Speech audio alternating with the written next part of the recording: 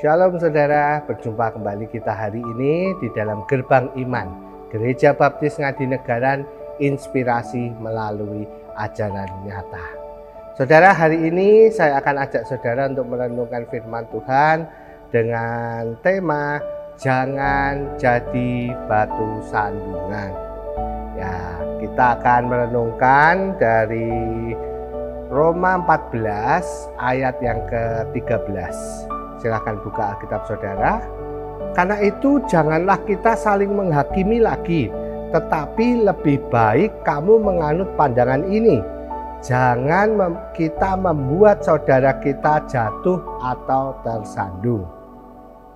Saudara pernah dengar istilah land hogger? Ya, di mana seorang land hogger itu adalah orang yang berkendara secara lambat di jalur cepat.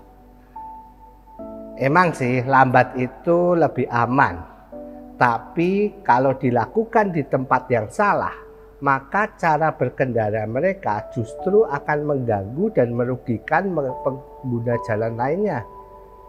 Sebab ketika ada land hogger di depan kita, mau tidak mau kita jadi menyesuaikan dengan kecepatan mereka yang melanggar aturan, atau kita terpaksa menggunakan jalur lambat untuk mendahului. Demikian juga dalam kehidupan sehari-hari. Tidak jarang kita bertemu dengan orang yang perilaku atau tingkah lakunya mungkin mengganggu ya. Bahkan mungkin membuat orang lain menjadi berdosa. Nah, perilaku inilah yang kita sebut sebagai batu sandungan, saudara. Rasul Paulus dalam suratnya kepada jemaat di Roma mengingatkan, jangan kita membuat saudara kita jatuh atau tersandung. Kenapa? Karena memang kita tidak pernah tahu tingkat kedewasaan rohani sesama kita. Padahal setiap tindakan, meski sepertinya kelihatan kecil dan sepele, tapi bisa saja mengganggu kehidupan rohani seseorang. Seperti beberapa jemaat di Korintus yang prihatin atas praktik memakan daging yang telah dipersembahkan kepada patung berhala.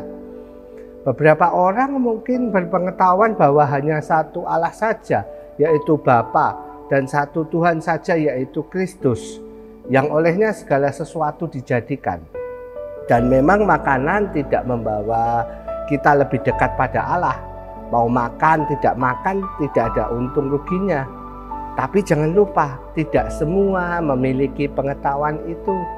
Dan jika ada orang yang lemah keyakinannya melihat kita berbuat demikian, yang ada mereka akan tersandung dengan perilaku kita.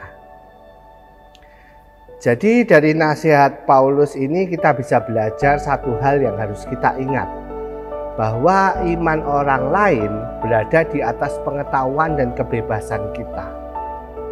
Jangan karena makanan, minuman, pakaian, atau mungkin zaman sekarang Instastory gitu ya, justru menjadi batu sandungan bagi sesama. Mari kita memperhatikan perilaku dan tingkah laku kita masing-masing. Kita harus ingat bahwa kita dipanggil untuk hidup dengan bijaksana, hati-hati, dan penuh kasih, saudara. Mari kita memastikan setiap tindakan kita tidak menjadi penghalang atau menyebabkan orang lain tersandung dalam iman mereka. Dan biarlah setiap apa yang kita lakukan justru sebaliknya membawa orang lain semakin dekat pada Tuhan. Jadi mari saudaraku, kita biasakan diri sebelum bertindak. Tanya pada diri sendiri, apakah tindakan kita hari ini membangun atau menjatuhkan orang lain? Buatlah komitmen untuk mengawasi sikap dan tindakan kita senantiasa. Karena ingatlah, hidup kita harus selalu menjadi jalan yang mulus bagi orang lain. Bukan batu sandungan yang justru menghalangi mereka melihat kemuliaan Tuhan. Tuhan Yesus memberkati saudara.